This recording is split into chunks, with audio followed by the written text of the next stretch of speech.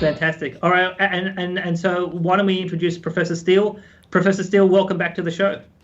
Thank you very much for having me back on. Excellent. So, the first question I'm probably going to put to you, Ted, is... Wait for it. We've seen a lot of conversation about the data. Now, we've just presented 3 graphs that are the international data. So I think they're tabulated by Johns Hopkins University. And there's a lot of our audience is very skeptical about the quality of the data.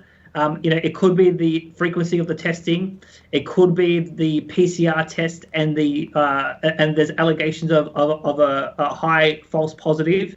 There's allegations that certain ailments have been reclassified. So, for example, influenza in 2020 has plummeted, and yet COVID-19 cases has skyrocketed. So, are we just seeing influenza being called COVID-19, or is there something else with that? Obviously, there's a lot of questions around the death statistics as well as the cases, etc. Wait for it. And then, obviously, when it comes to your area of expertise around analysing genomic sequences, not all the sequences and all of the key locations around the world have been released. So there's incomplete data. There's some very big questions about data. And in the last 48 hours, even Donald Trump has come out and said that US COVID-19 data has been exaggerated both in cases and in terms of deaths. So I guess the first question is that given that you're a scientist and you've been pursuing this field for 50 years. Wait for it. When there's so many questions about data integrity and the quality of the data, how do you start to analyze the science when the first is, are you actually looking at accurate information? Here it comes.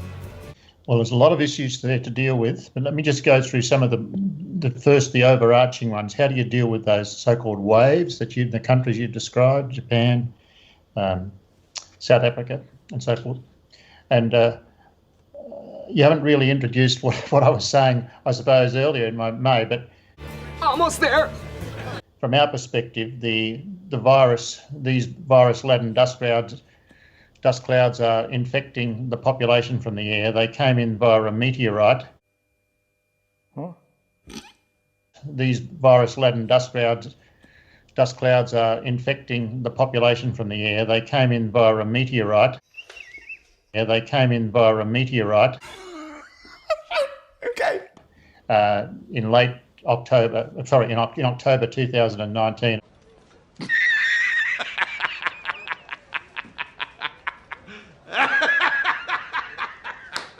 These virus-laden dust clouds are infecting the population from the air. They came in via a meteorite in October 2019. If brains were dynamite, he wouldn't blow his ears off.